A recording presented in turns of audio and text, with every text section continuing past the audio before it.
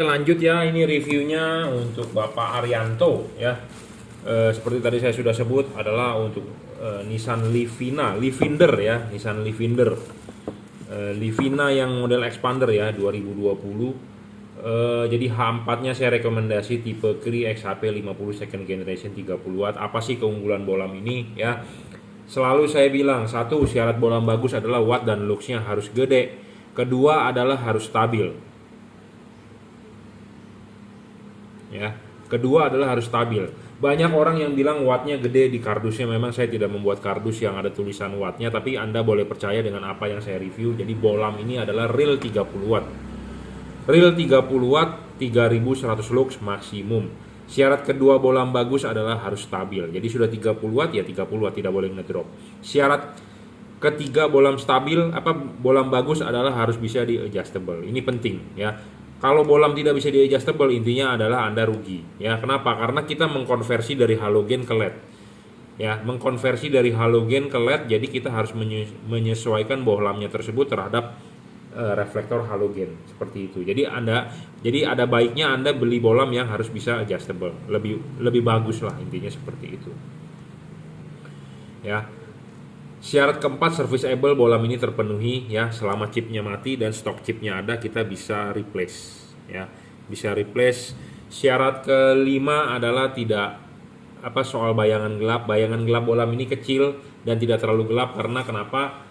Chipnya ada lensanya, jadi lebih menguntungkan kita ya.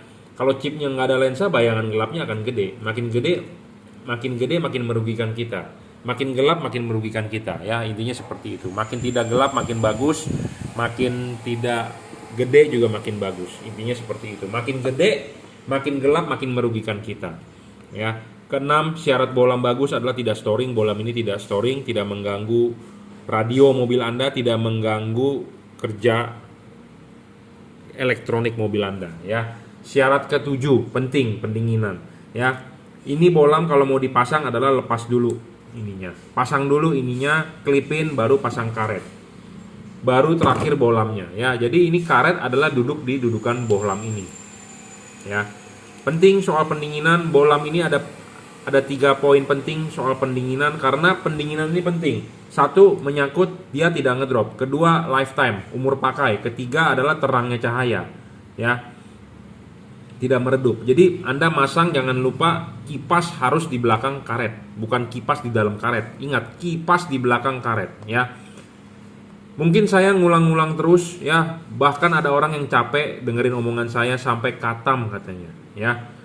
Jadi kayak menghafal Al-Quran kalau nggak salah ya, katam ya, berapa juz atau apa, saya juga nggak begitu paham, mohon maaf, saya bukan muslim jadi nggak bisa mengomentari itu. Tapi intinya adalah saya sering dengar orang katam baca Al-Quran ya, bagus itu. Nah, ada orang yang komentar terhadap saya sampai katam omongan Bang Jungki ya. Oke, good, terima kasih sudah nonton, sudah paham ya. Jadi ini bolam ya, ini ada heatsink ya, garis-garis ini heatsink ini makin tinggi makin bagus. Makin tinggi makin bagus, makin lebar makin bagus, makin banyak siripnya, makin pipih makin bagus ya, makin bagus. Untuk apa? Untuk pendinginan. Kipas ini berputar, angin akan meniup ke situ supaya keluar dari sisi-sisi sini ya.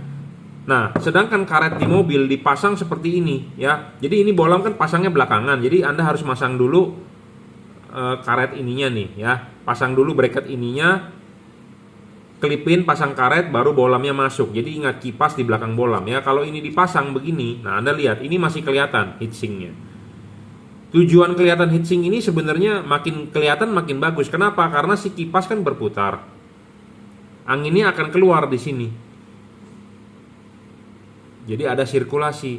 Nah, sedangkan kalau bohlam yang tanpa heatsink artinya tertutup karet full.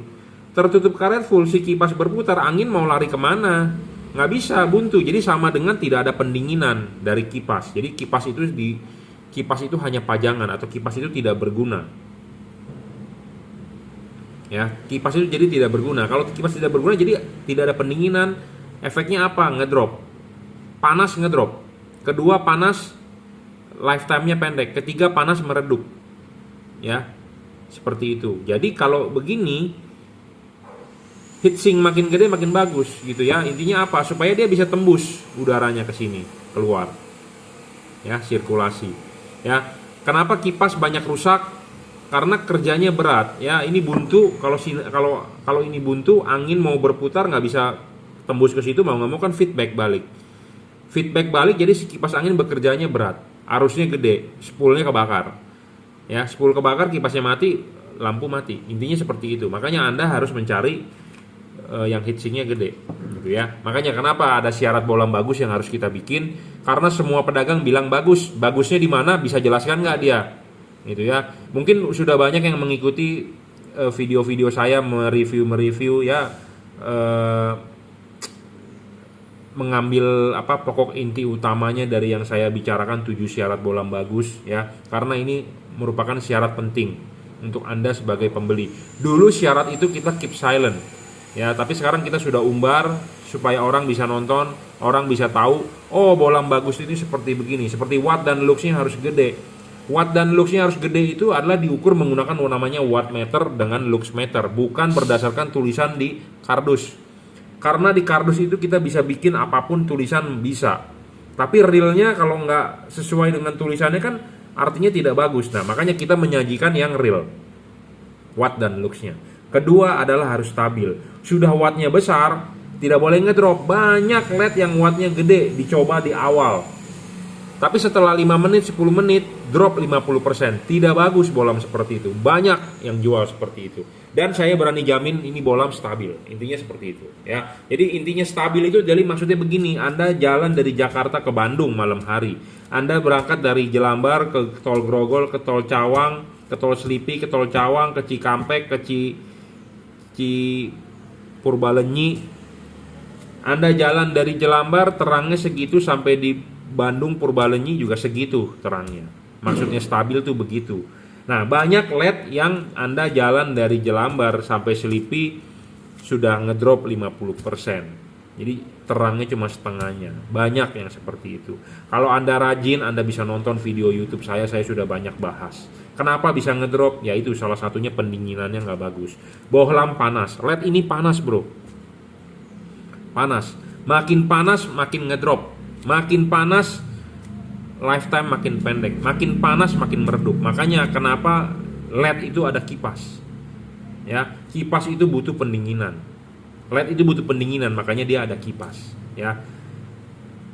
Oke, saya rasa cukup ya. Jadi ini untuk headlampnya ya. Untuk fog lampnya kali ini kita akan bahas untuk Livender juga ya. Nissan Livina Expander ya. Sebenarnya sih mobil itu sama ya, cuma beda tampang sedikit ya. Pemasangan juga tinggal PNP ini ya, driverless, tinggal colok saja, tidak ada yang ribet. Kabel sudah dirajut oleh nilon, kurang bagus apa coba ya. Nah ini tadi headlampnya ya, sekarang ini fog lampnya. Nah fog lampnya saya rekomendasi tipe GL3 ya. Kenapa GL3? Karena ini bolam 3 warna, 30 watt paling terang saat ini, bolam untuk kelas 3 warna ya. Dan dia stabil, dijamin. Selalu saya bilang bolam bagus itu harus stabil. Wattnya gede tapi kalau nggak stabil juga nggak bagus. Intinya seperti itu. Jadi perlu stamina yang bagus ya.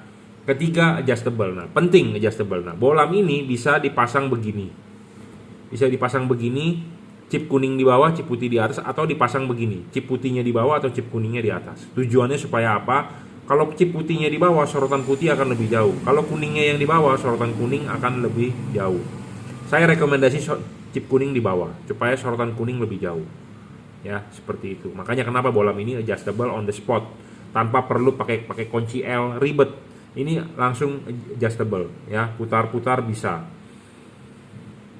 Syarat keempat, bolam bagus harus bisa serviceable. Bolam ini nggak bisa diservis, to the point. Kelima, tidak storing bayangan gelap kecil. Bayangan gelap bolam ini kecil, saya jamin ya. Tidak storing juga ya, tidak mengganggu radio.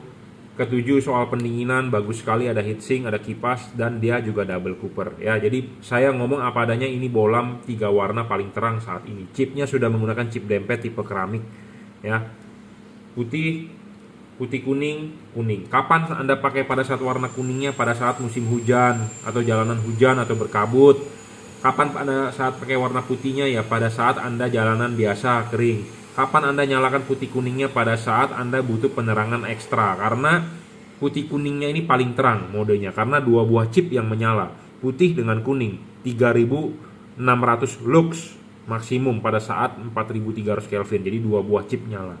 Kalau pada saat putihnya saja 3400 lux, pada saat kuningnya saja 3500 lux, pada saat putih kuningnya 3600 lux. Jadi saya bilang ini paling terang saat ini untuk bolam kelas 3 warna, pendinginan double cooper, kipas angin dan heatsink, dan dia adjustable ya, seperti itu.